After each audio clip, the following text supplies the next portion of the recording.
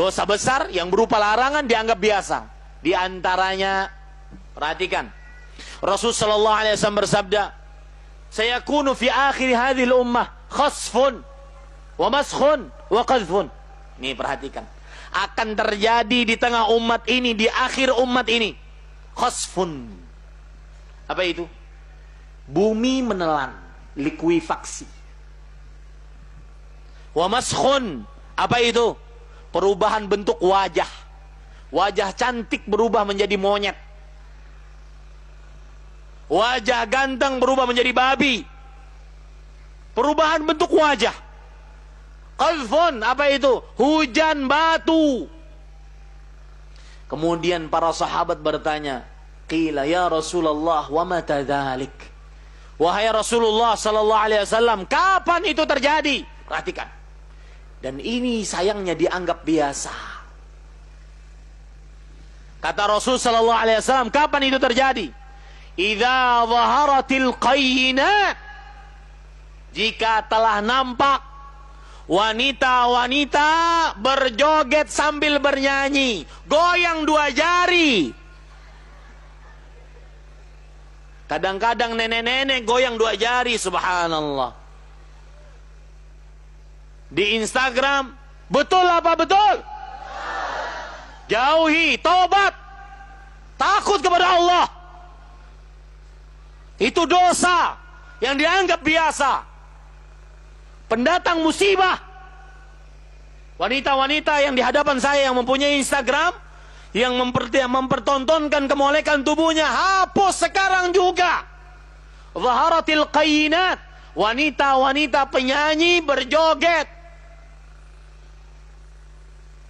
Bahkan di acara televisi kita itu sudah biasa. Berjoget erotis dilihat oleh jutaan rakyat Indonesia.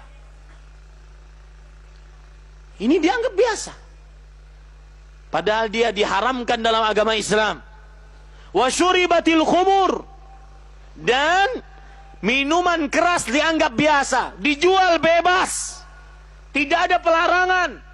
Dan saya berpesan kepada Bapak Ibu, kalau ada maksiat, Anda tidak bisa menasihatinya dengan hati. Anda tidak bisa menasihatinya dengan lisan. Anda tidak bisa merubah dengan tangan, karena Anda bukan orang yang kuasa. Maka minimal Anda benci.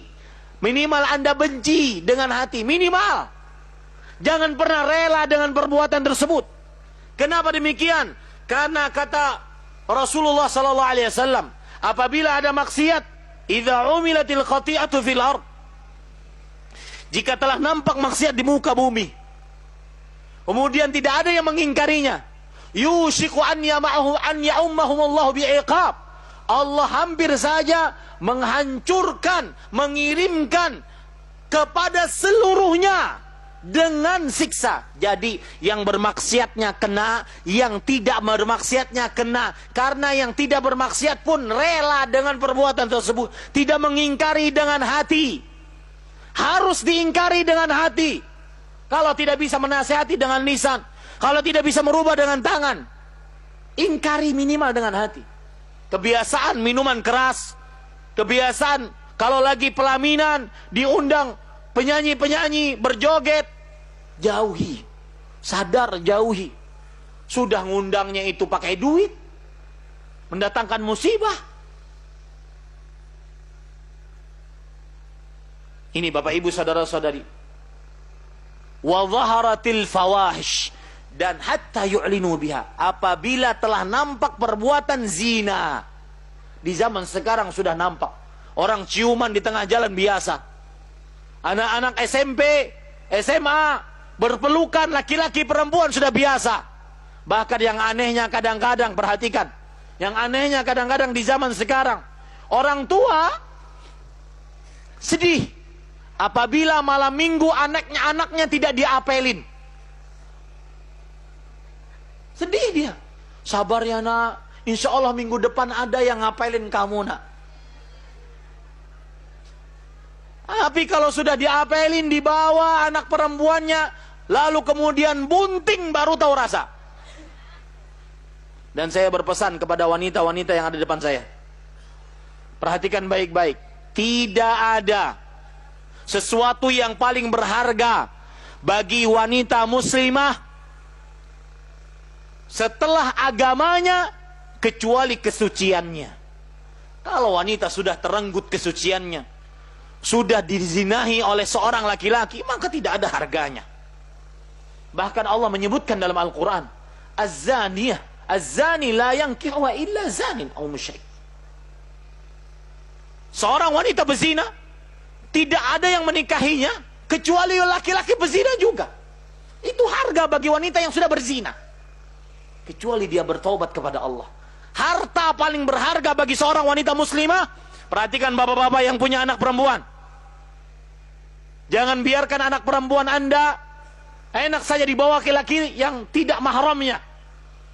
Kita harus ketat terhadap anak perempuan kita, daripada kita nanti berhadapan di hadapan Allah Subhanahu wa taala.